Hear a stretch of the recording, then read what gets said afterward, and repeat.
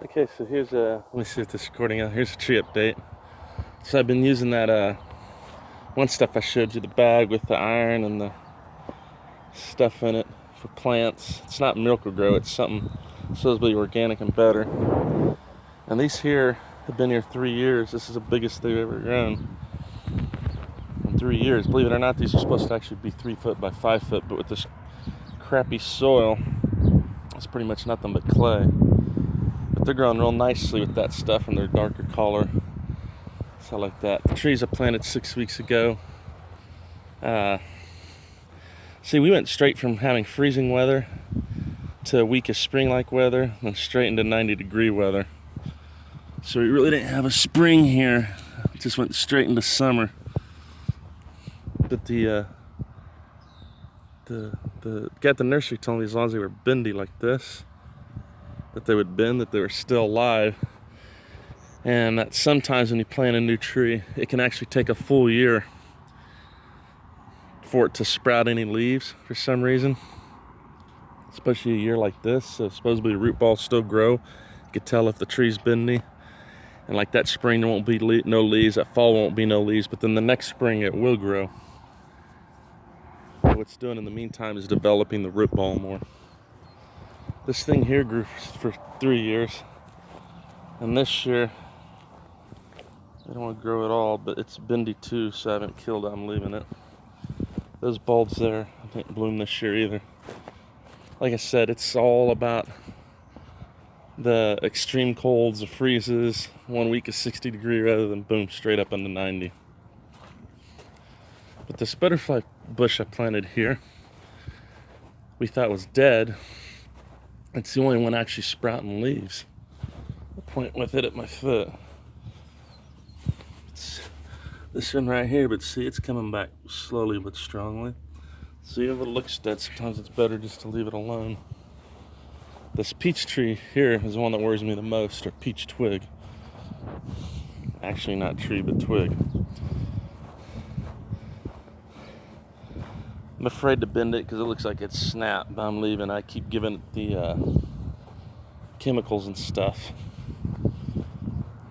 or minerals. I don't know how to say it.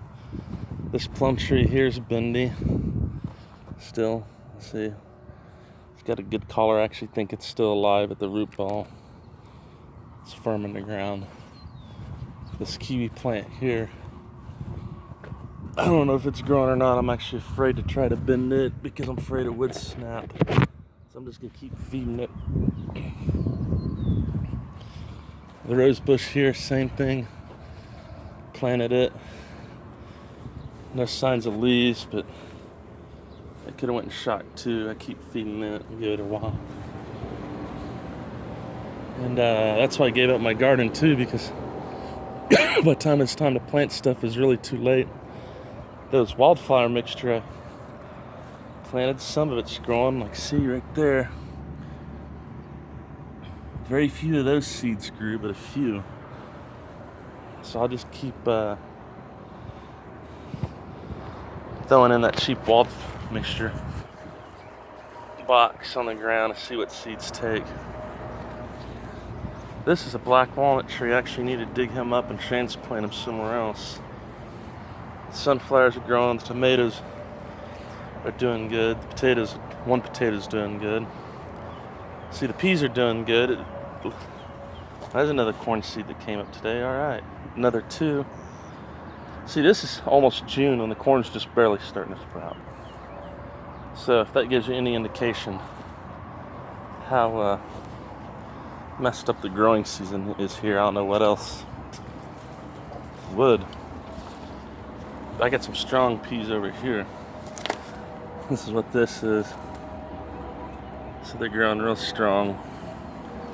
The only thing I will buy more of is probably plant more tomatoes. Because I'll start going on sale here for $1 in another 3 weeks, and then I'll start planting a bunch of tomatoes. I got purslane growing in there. Those 3 tubs. The garlic didn't sprout.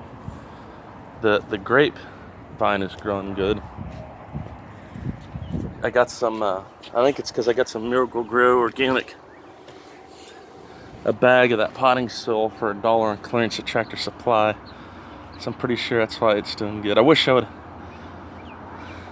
at the time I wish they would have had that stuff on clearance so I planted the trees. I think it would have made a difference. So I'm just hoping next spring that they bloom. Alrighty, that's it from Tiny's place. Say bye-bye, chickens.